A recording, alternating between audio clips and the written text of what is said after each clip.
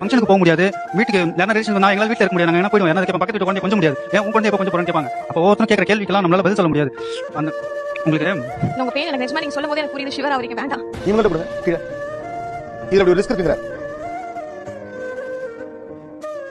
ஒரு சின்ன பயம் இருக்கு. சின்ன பயம் இருக்கு.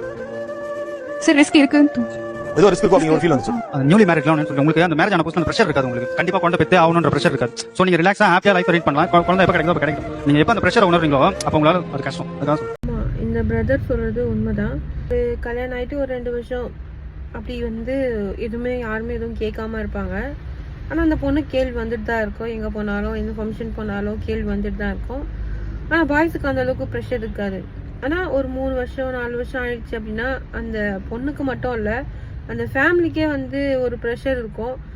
அந்த சொசைட்டி கேட்குற கேள்விக்கு அவங்க அது சொல்கிறதுக்கு வார்த்தையே இல்லை. அந்த அளவுக்கு ஒரு மனநிலைக்கு போயிடுவாங்க. மூஞ்சிக்கு நேராக பேசுறவங்க இருக்காங்க, பின்னாடி நிறைய பேசுவாங்க. அதுக்கு என்ன குறை இருக்கும் அப்படி இப்படின்னு நிறைய பேசுவாங்க. இல்லை பையனுக்கு என்ன குறை இருக்கும் அப்படின்னு பேசுவாங்க. பசங்களுக்கும் நிறைய பேருக்கு அது மாதிரி இருக்கும். ஃப்ரெண்ட்ஸ் எல்லாம் கேட்பாங்க, என்னடா இன்னும் இல்லையா அப்படின்ட்டு. இந்த மாதிரி அந்த ஃபேமிலியே ஒரு விதமாக பேசுகிறவங்க இருக்கிறாங்க. அந்த மாதிரி ஒரு சொசைட்டியில் தான் நம்ம இருக்கிறோம். உண்மையாக நியூவாக கல்யாணம் பண்ணி குழந்தை தள்ளி போடலாம் அப்படின்னு நினச்சிங்க அப்படின்னா இப்போ நீங்கள் தள்ளி போடலான்னு தள்ளி போட்டுருவீங்க.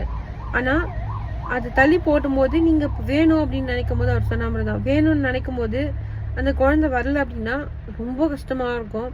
அதனால் நீங்கள் இப்போதுலேருந்து ட்ரை பண்ணுங்கள். என்ஜாய் பண்ணுறது எல்லாமே இருக்கும் தான். அது எல்லாமே குழந்தை இருந்தாலுமே அதெல்லாம் இருக்கும் தான். என்ன கமிட்மெண்ட் கொஞ்சம் எக்ஸ்ட்ரா இருக்கும், அவ்வளோதான். கமிட்மெண்ட்லாம் முடிச்சுட்டு அப்புறமா குழந்தை பெற்றுக்கலாம் அப்படின்னா ஒரு மைண்ட் தாட் வச்சுக்காதீங்க. ஏன்னா கமிட்மெண்ட்டு எப்பயுமே குறையாது, அது அதிகமாக தான் ஆகிட்டு போகுமே தவிர அது இல்லாமலாம் இருக்கவே இருக்காது லைஃப்பில்.